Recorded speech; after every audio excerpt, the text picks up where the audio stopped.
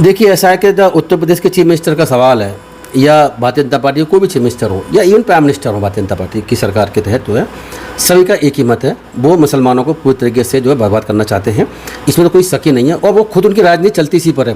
अरे सड़कें चलने के लिए है या कोई भी व्यक्ति आकर के चौराहे पे आके तमाशा बना देगा? नमाज पढ़नी आवश्यक है, आप शिफ्ट में पढ़िए। प्यार से मानेंगे ठीक बात है, नहीं मानेंगे तो दूसरा तरीका अपनाएंगे। योगी आदित्यनाथ जो है ना, ये जैसा बोल रहे हैं, मुझे एक बता दो कि मैं आपसे पूछना चाहता हूँ और देशवासियों से पूछना चाहता हूँ कि कांवड़ यात्रा पे क्या रोड बंद नहीं होती?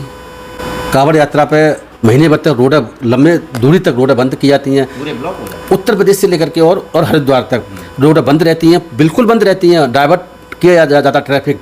जब कांवड़ यात्रा वहाँ निकल सकती है तो ये बताओ कि अगर मुस्लिम भाई बहन अगर नमाज़ पढ़ना चाहते हैं किसी ईद के दिन या जुम्मे की नमाज के दिन, तो इसमें आपत्ति क्या है?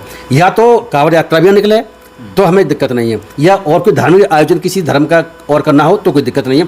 लेकिन एक धर्म का धार्मिक आयोजन सारे सड़क पे होंगे, पार्कों में होंगे और पूरे रोड घेर के होंगे, लेकिन मुसलमान अपनी ईद नहीं कर सकता। तो ये मैं बता रहा हूँ कि ये हिंदू राष्ट्र का कंसेप्ट है, सांप्रदायिक ये नज़रिया है सरकार का।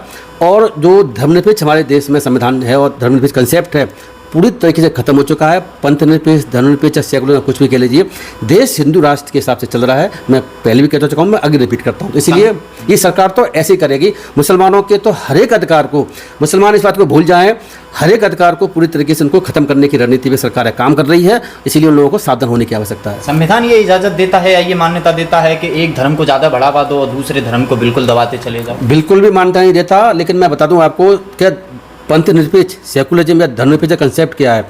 कंसेप्ट ये है कि सरकार का कोई धर्म नहीं होगा। जो सरकार है, राज्य सरकार है या भारत सरकार है, उनका कोई धर्म नहीं होगा। वो सभी धर्मों को समानता के साथ देखेंगे। ऐसा नहीं हो सकता कि वो धार्मिक गतिविधियों में सरकार लिप्त हो जाए। लेकिन आप देखो ना, धार्मिक गतिविधियाँ ही चल रही हैं।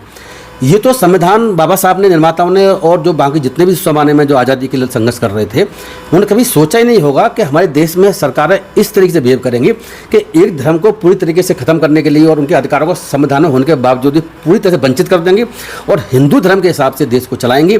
ऐसा कभी किसी ने विचार नहीं किया था। तो मैं इस बात को इसलिए कह रहा हूँ, हमें पता है, आपको पता है, पूरे देशवासियों को पता है, 1947 में जब देश बटा था तो धर्म के आधार पर बटा था। उसके बावजूद भी हमारे संविधान निर्माताओं ने, बाबा साहब ने, पता है कि धर्मनिरपेक्ष संविधान बनाया, सभी धर्मों को समान अधिकार दिया।